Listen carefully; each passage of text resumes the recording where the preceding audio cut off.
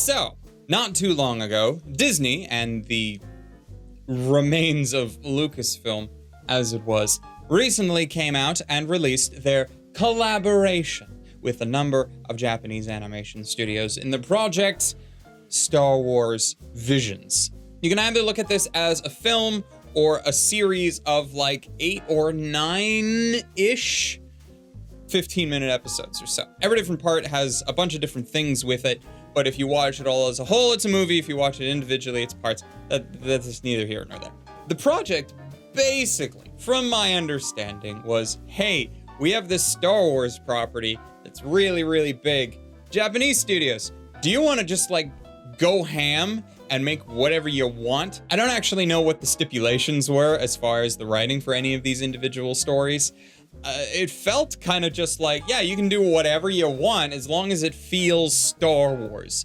And that's kind of what they did. If you watch through them, there are so many different types of stories. And this is why I love like compilation films in general, but this one very specifically because I think that this film, this type of film, this series of shorts could really only exist within Star Wars when it comes to an existing property. I don't talk about Star Wars or anything like that on my channel because traditionally it's never really touched the anime sphere, so I have no reason to do that unless I start talking about Western animation. Then I could get into Clone Wars and a bunch of other things, which could be cool, but haven't done that. The great thing that I like about every single one of these is that there is nothing immediately tying it to traditional Star Wars canon. Occasionally there are. Like frickin' Boba Fett shows up and he almost looks like a chibi anime character and it's hilarious. There are some ties, but most of these stories are with new characters in semi-new locations, just telling a story that could feel like Star Wars. You can make stories within the Star Wars universe because it is so big and somewhat undefined. You can do that and still make it feel like it's part of Star Wars. And it got me thinking, could that be done with other properties?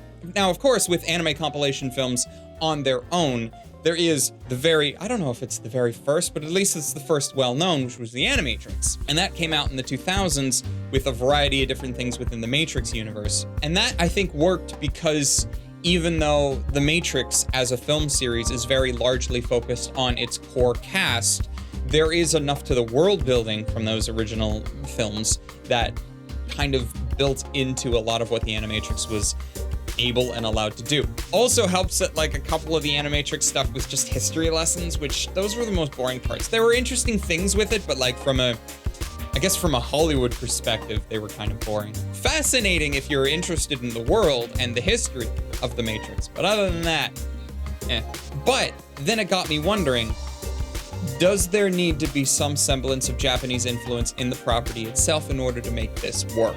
So the Animatrix is the anime film compilation series that was based off the Matrix franchise, which very famously has had influences from Japanese media, Ghost in the Shell being the most prevalent. And of course, Star Wars, well, that is just this weird combination of freaking samurai films and westerns melded onto now a sci-fi opera setting, and there you go. But the Japanese influence has always kind of been there from the start, and I'm wondering and also slightly worried when it comes to trying to figure out and hope that we can get more things as good as Star Wars Visions. Does it need to have that? So then I thought, and I was starting to think, it was like, okay, well, both of these have kind of somewhat sci-fi mechanics to it, even though Matrix is more, it's still science fiction, even if it's not space. So let's stick with that. And then I decided to think, all right, well, what other major sci-fi franchises right now could benefit or could do something like this well? And then I thought, I think the best way to figure this out is to not just listen to me, but to do a poll. So I put a poll out both on Twitter and on YouTube, and I listed some of my favorite sci-fi franchises on that, and then I also made sure that there was a space for other, so if you had something else, let me know in the comments of the thing. Not everyone did, so I have no idea what other they're hoping for, but I wanted to go through some of them. We're not actually going to talk about Babylon 5. That was kind of there because I was like, hey, it'd be cool, but it got the lowest votes out of all of the name stuff. So we're just going to ignore Babylon 5. I love Babylon 5 to bits, but I can see why it wouldn't work. Let's talk Star Trek for a moment. Star Trek, the most obvious comparison with Star Wars, because the two franchises have been fighting since ever. I'm not doing a Trek versus worst fight here, but in trying to determine could Star Trek be anime, I'm leaning no. I guess a part of this is very much a matter of what makes Star Trek Star Trek, and I think that that's a question that even the current owners and handlers of the Star Trek property are trying to figure out. Because Star Trek has been around for so long and has so many different iterations to it at this point that what makes one Star Trek doesn't always apply to others. People have very different mindsets of what Star Trek the original series is compared to Next Gen, compared to DS9, Voyager, now even Discovery. To say that certain parts of Star Trek couldn't be done like an anime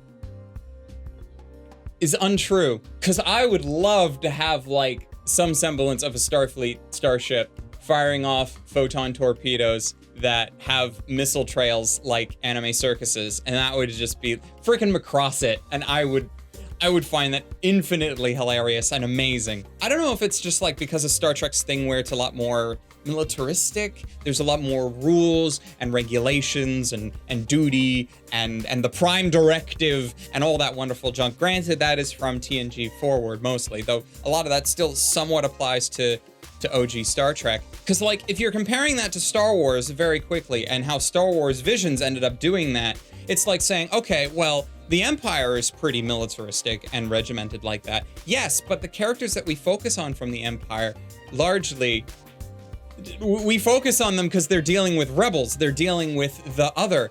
Like, Starfleet doesn't deal with rebels all that well. Most of the time, they just ignore them or show why that's bad. I'm sure someone with a lot more, like, an encyclopedic memory of Star Trek will point to the times that that's not the case. They might even try to argue that the freaking Maquis from Voyager was like Star Trek's example of that being good, actually, even though, like, Voyager just kind of integrated them into the militaristic nature and crew complement of Voyager, so I doubt that that's a good example, but hey, someone will try. But there were just so many things that already exist within Star Wars that just made it such an easy transition to anime, and I don't think Trek can do it, at least not in the same kind of compilation film sort of way. Like, you can have different ships going out to different places and encountering new and strange things, and that could be very interesting, but I don't know if it would have the same energy that anime is well known for. So I don't think that would work. Of course, that leads into the thing from the poll that was voted for the most was for the British science fiction series Doctor Who. This can, but I don't think it can be done the same way. Can Doctor Who be anime? Yes, absolutely. Why? Because if you've been a fan of Doctor Who, you've probably seen it. There was a fan-made animation done in the style of anime for John Pertwee's Doctor a number of years ago. This is way back, but it was still extremely well done and showed us exactly that, yeah, from a stylistic animation perspective, you absolutely can do Doctor Who as an anime. And maybe if I changed the question, can this be done as anime specifically, then Star Trek could also apply. But then I think the problem I'm having with Doctor Who is more of when it comes to the compilation film sort of thing, with a very specific reason. I mentioned when I was talking about Star Wars Visions that very few connections were made from character perspective. Some secondary characters like Boba Fett show up in Star Wars Visions, but like, to do it for Doctor Who, you have to have the Doctor. You can't, that's kind of the thing. You can't do a compilation film. You could do a compilation film with a variety of different Doctors, which could work out very well, but the Doctor is always there. The Doctor will be the through line between all of these. There are only certain eras within Doctor Who that have good enough secondary characters, I feel like, to actually warrant interesting stories that could be made about them.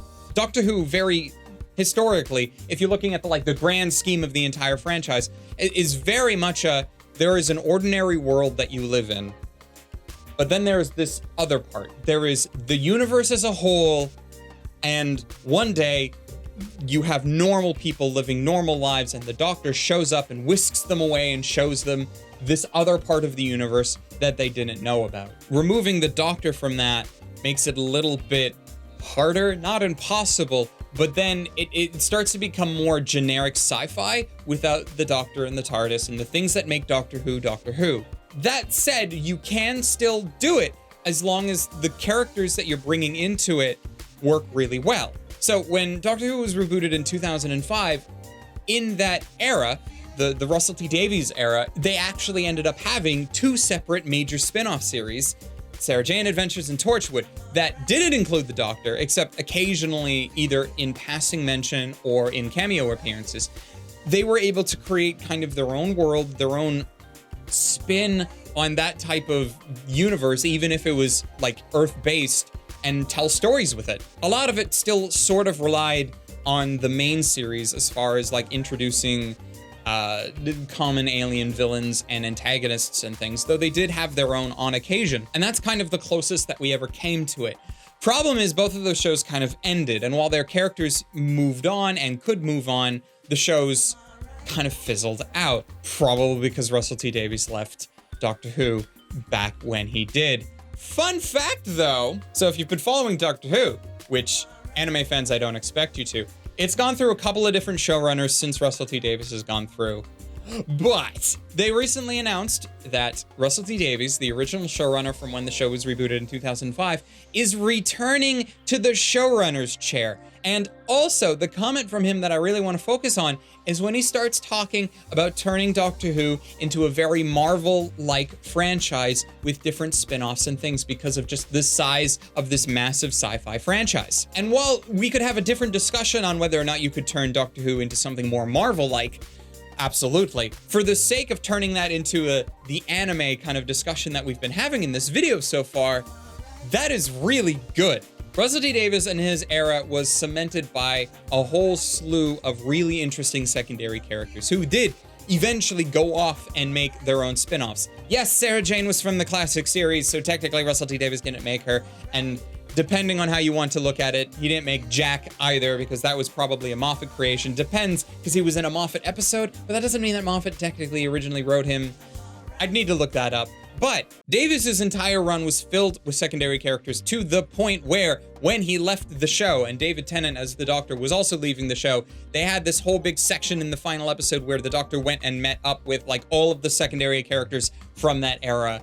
And then it was just a big hurrah to all of them, a nice big clap, clap, well done to all of you. But then, when the other showrunners since have tried to do the same thing, it always fell flat because there were only so many characters that those showrunners ever focused on. They focused a lot more on the Doctor as a character just by themselves, or the companions that traveled with the Doctor. There was not so much in the way of secondary reoccurring characters, and those that did show up and were really nice didn't get focused on as much as they could have been in order to, like, flesh them out a bit more. There are always exceptions, but largely I found that to be true. So with this, does that mean that Doctor Who could be an anime compilation film? Maybe not a compilation film, but at least an anime.